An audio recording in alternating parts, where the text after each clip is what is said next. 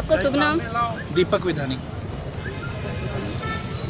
ऐसा है कि हमारे द्वारा ग्रैंड अम्बा होटल के बाहर पार्किंग में गाड़ी लगाई गई थी, जिस पे उनके स्टाफ ने बदतमीजी की कि यहाँ से गाड़ी हटाओ। तो हमारे लड़के ने, जिसने पार्किंग की थी, उसने बोला मैं हटा रहा हूँ, 2 मिनट आ रहा हूँ, गेस्ट आ रहे हैं ऊपर से, लिफ्ट में उनको लेके तुरंत निकलूँगा।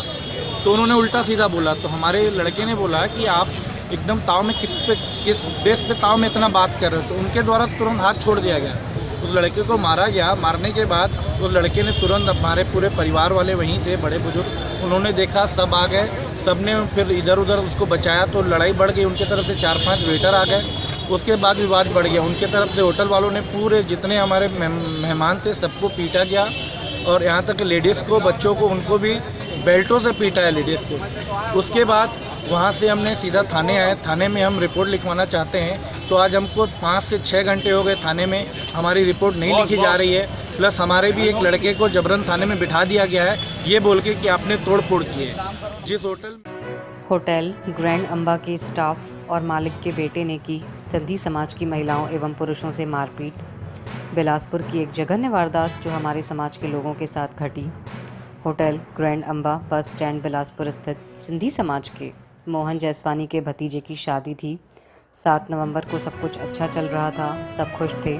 अचानक ऐसा क्या वाक़या हुआ जो खुशी को मातम में बदल दिया।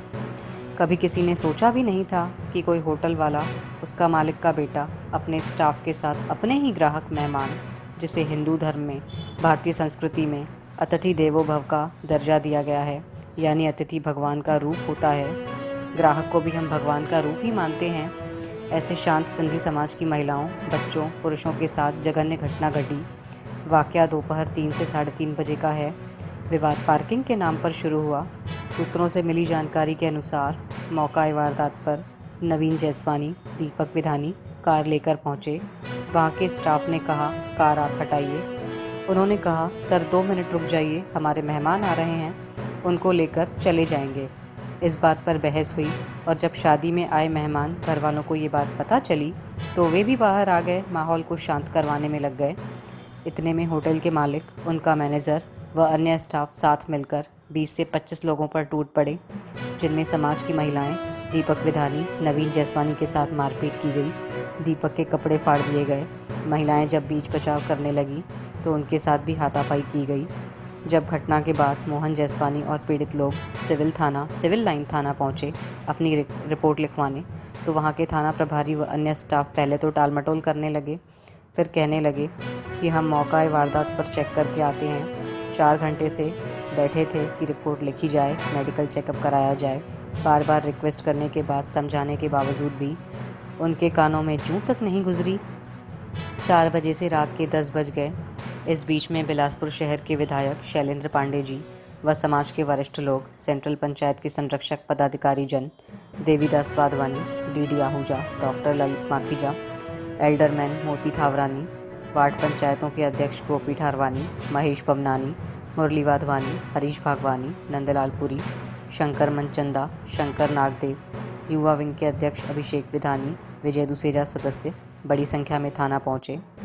तब जाकर पुलिस वालों ने बेकसूर लड़के को, जिसको बैठा के रखा था, उसको छोड़ा, और जो गाड़ी टोचन खींचकर थाने में लाकर रखी गई थी उसे वापस जाने दी, और कहा कि रिपोर्ट लिखी जाएगी, मेडिकल चेकअप भी होगा। कल इस घटना ने शहर के वातावरण को अशांत कर दिया। वैसे भी सिंधी समाज शांत व बिजनेसमैन, मिलनसार सभ्य समाज में सबसे प्रथम नंबर पर आता है। आज तक सिंधी समाज के लोगों के साथ ऐसी घटना नहीं घटी है। प्रथम बार ऐसी जघन्य घटना घटी।